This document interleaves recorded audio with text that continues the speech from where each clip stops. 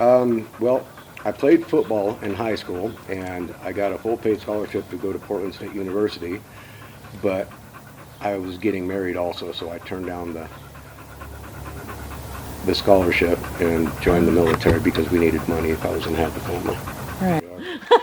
Um, I've got a dozen MOSs. I started out as I was a tanker, and that was the M60A3 tanks, so that was a 19 Echo. And then they got the M1s, the Abrams, so I had to get retrained on that and got my 19 Kilo. And then I decided I wanted to be a scout, so I got a 19 Delta MOS, which is Cavalry Scout, and that's what I retired at. But in the meantime, I picked up 76 Yankee, so I was a supply sergeant. I was the NBC NCO, a 54 Bravo, 92 Bravo Intel officer. Let's see, what other?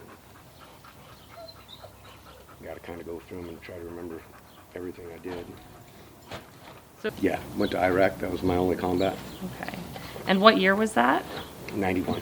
Actually, it was 90 to 92. Okay.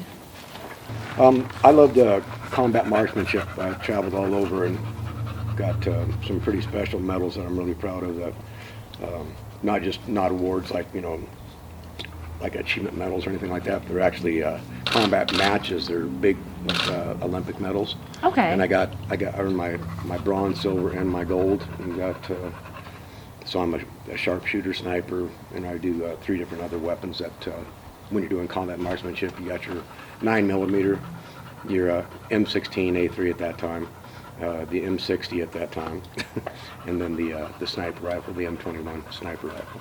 Okay. So you put all those together, and that's how you get separate awards and points and everything for each type of weapon, but you also get trophies and stuff for combined arms. Okay.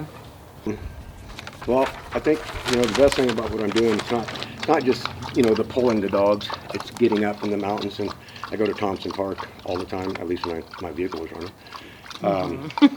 So during the training season, I'm working them like 3 times a week: Monday, Wednesday, and Friday. And that just gets you out, away from enclosed, to get you outside, outdoors, and in the nature rather than being stuck in a house.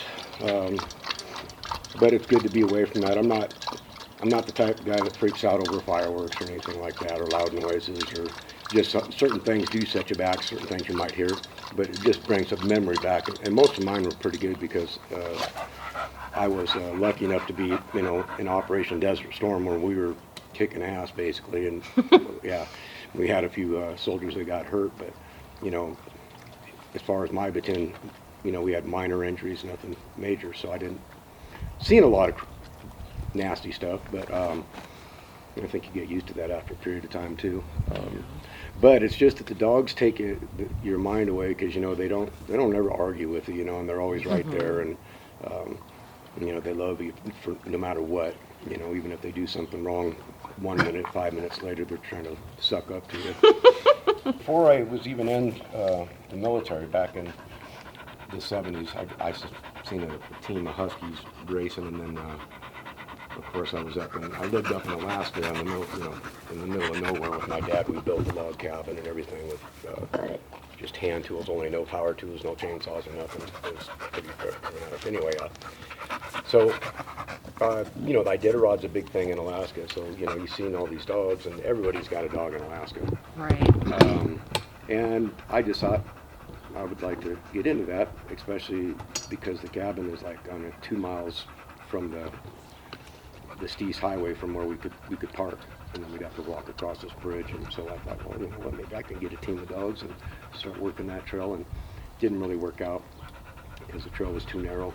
But anyway, that's how I started doing it. And then I went to there was a get together out at it was in Cleellum, Washington, and they were doing a dog weight pull and a race. And I've never heard of a dog weight pull, and I saw that and I thought, that's what I need to do, because I had pretty good size. I had Malamutes. I only had 1 Husky, 2 Malamutes, and a huge dog. And So I thought, yeah, I was watching that, and I thought, yeah, my dogs they could probably do that, and sure enough, they did. So that's how I started it, and then I joined the military and got out of it.